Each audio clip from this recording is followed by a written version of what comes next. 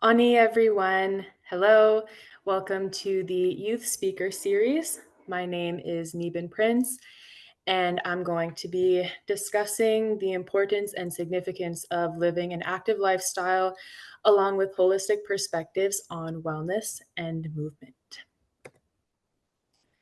So, I am Neebin. I'm an Anishinaabe from Nipissing First Nation, and I was raised in Matagami First Nation. I'm the mother to my son, Oscar Bayless Prince, who is 1 year and 4 months old. I am a weightlifter, a runner, a mom, and a powwow dancer. I dance fancy shawl and jingle, both contemporary and old style. So, to get started on holistic perspectives on wellness, um, there's so many different stances and ways to look at wellness and movement in a holistic way. And it's important to remember that strong families and strong communities come from strong individuals. And wellness is not an option, it is a way of life. And when we take care of ourselves, we can take care of others. And balance is essential. We're going to be exploring the medicine wheel in terms of self care in this presentation, as well as wellness is for everybody and anybody, no matter where you come from, what your hobbies are, what you do. Wellness and movement is for everyone. So, just to explore Western and holistic perspectives, when you look at health and wellness and movement, the difference between Western and holistic is pretty drastic in many ways. There's some pretty big gaps in the ways that you could view wellness. So, for an example, in a Western perspective, a lot of people work out to look a certain way, to be small, to be skinny, all of that kind of stuff that you see, especially in the media. Whereas in a holistic perspective, it's important to work out to feel good and to live in a good way, not to look a certain way, but rather to live in a good way. Another Western view is to focus on the number on the scale. It's all about weight loss. It's all about those numbers going down, stepping on the scale and seeing that difference. But in a holistic perspective, you know that every body is unique and we are all strong in our own way. And it's not always about weight loss and the number on the scale. Everyone is unique. We all have our own capabilities and our own strengths. So just remembering that we are all unique in our own way is a very good thing to remember when it comes to viewing our wellness in a holistic way. And again, a Western view, emphasis on weight loss, whereas holistic, there's an emphasis on health, strength, and longevity.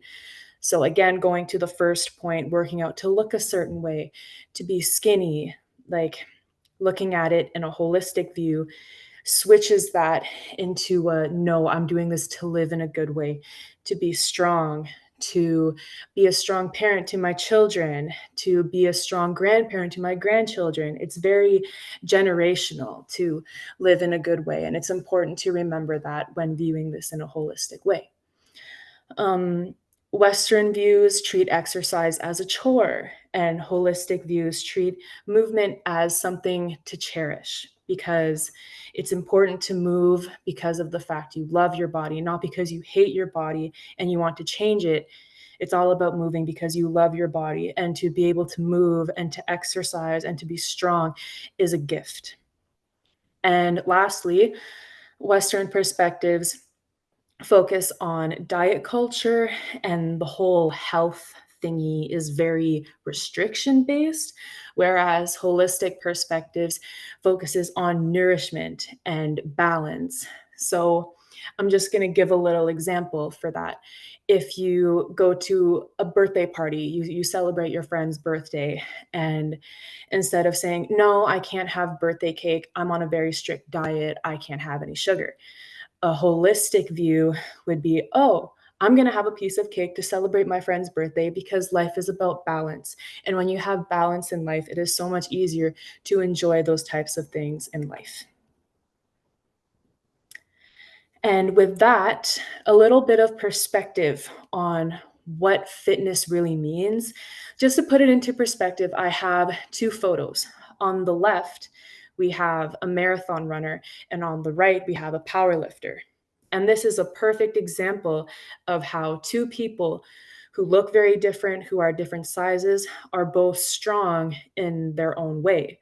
So, with that being said, weight does not determine your body's strength or your abilities.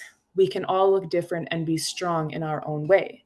Just like a marathon runner and a power lifter, we all have unique strengths and skills.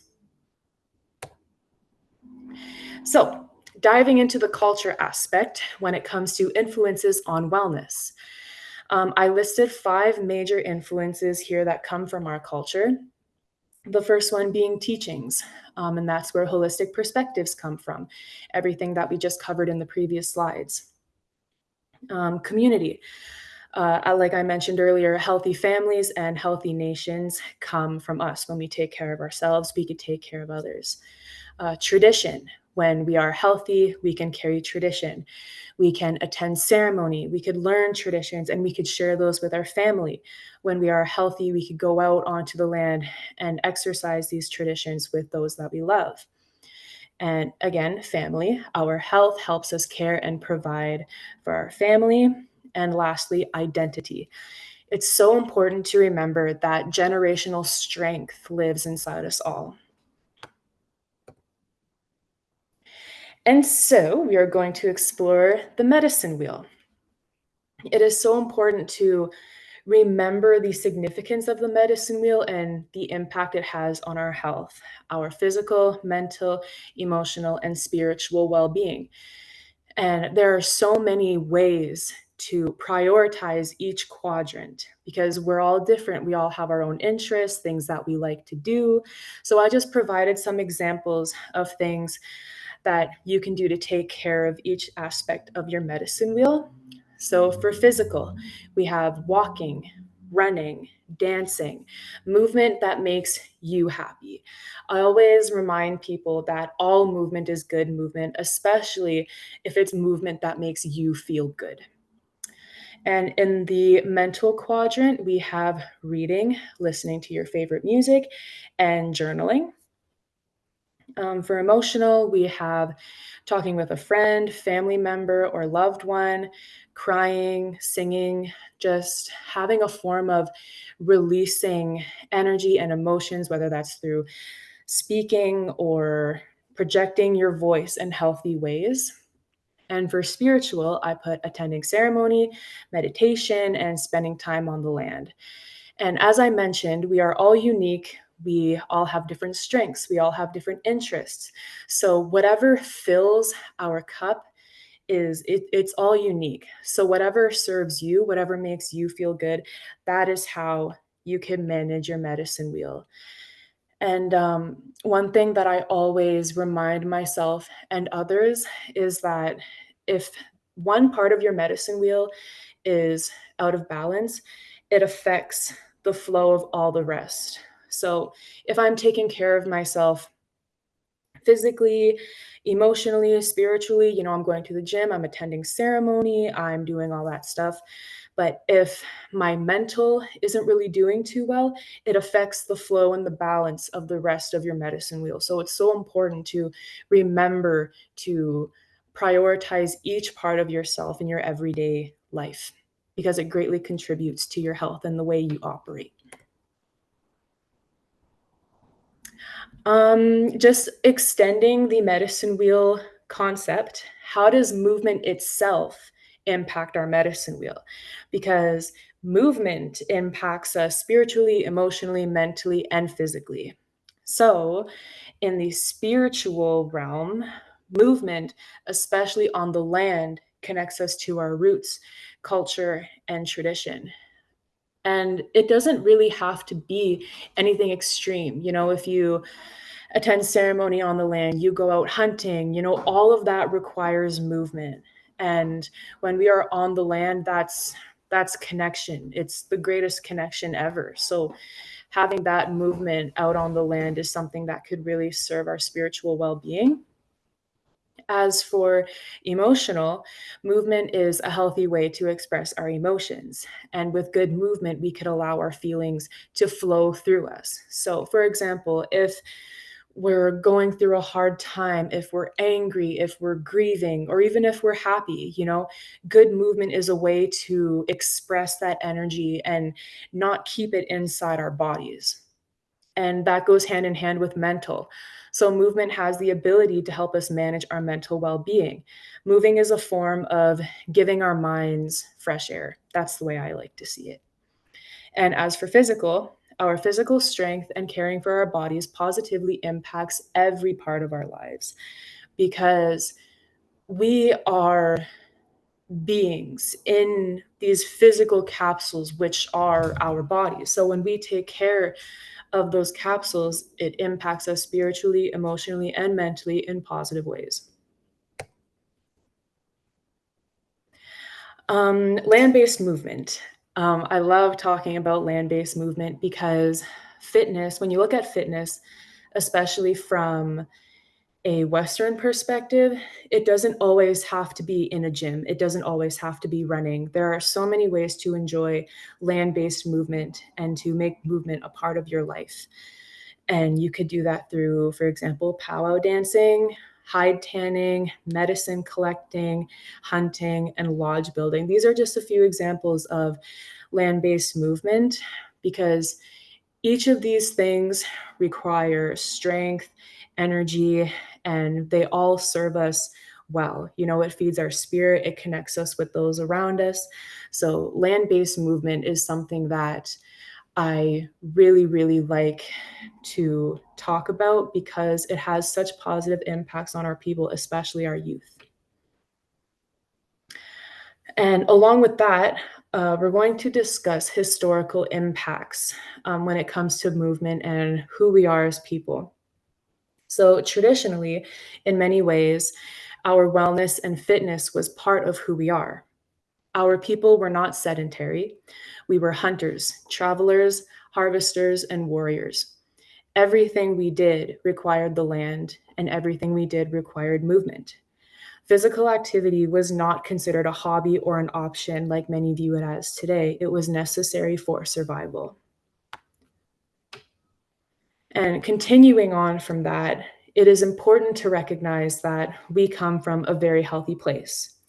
It is important to admire and acknowledge the strength of our ancestors. But it is equally important to recognize that just because many of us today have succumbed to sedentary lifestyles does not mean it is the right thing to do. We do not need to irrationally idealize our ancestors' living conditions and strive to live as they did because it is impossible to recreate those conditions. We live in a very different world than what our ancestors lived in.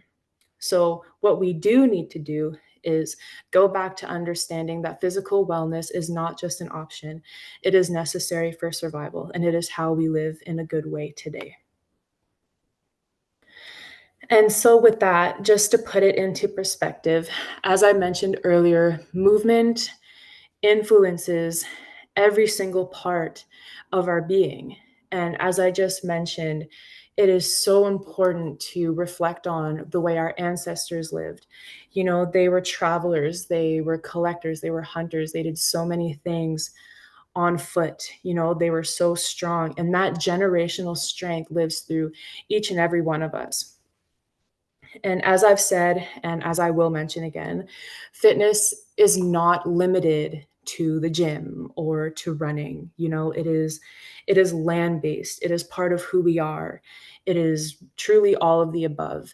Movement is what you make of it. Movement should be something that you enjoy. Movement should be something that helps you and your family live in a good way. So when you apply that traditional aspect along with the medicine wheel, it just really puts into perspective the importance and the power that you have when it comes to moving your body and living in a good way and how it impacts yourself and those around you.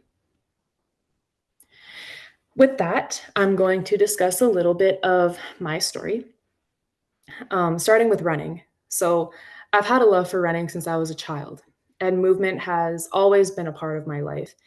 And now I treat it as a way of life. So on the left, you could see a picture of me at the age of 13. This was me after winning a 5K race in the community I grew up in, which was Matagami First Nation.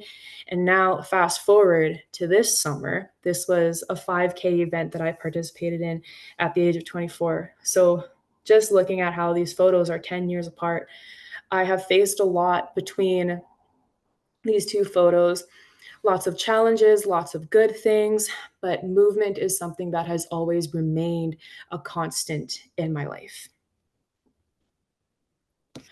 So, what brought me here? I have been walking the red road since January 2022, and my number one source of strength is living a sober life. It is something that I am grateful for every single day. It is something that I reflect on when I move my body because I truly believe that I'm able to run, I'm able to go to the gym, I am able to lift weights because I chose to live in this way, to live in a good way, to live a sober life. I'm doing it for myself, my family, my son, and just remembering the impacts that it has on the people around me. It's all positive impacts. Um, the greatest milestone in my life was definitely becoming a mother in May 2024 to my son. And through every challenge that I have faced throughout my life, I remember the importance of putting myself first. Because when you put yourself first, you put your family first and those you love first. And it's so important to remember. It could be really hard to put yourself first sometimes, but once you really put that into practice, it's something that just happens naturally. And I put in a quote here that has gotten me through some hard times, whether it be a hard time in life or if I'm running and I just feel like stopping and giving up. I remind myself, if you can't run fast, run slow. If you can't run slow, walk fast. If you can't walk fast, walk slow. Just keep moving forward. Guiding the next generation.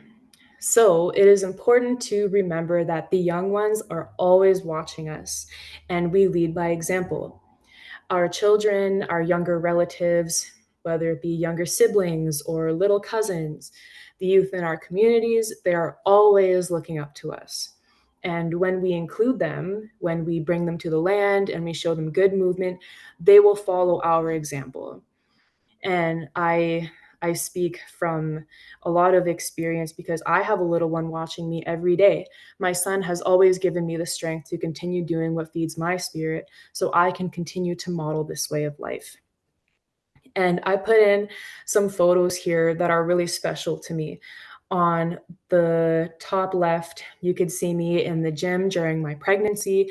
This was something I did to um, hold on to the strength that I had, and I wanted to build strength necessary to help me give birth, which it truly did. It made me think of our ancestors and the way that they prepared to give birth because they did not go to hospitals to give birth. They gave birth on the land.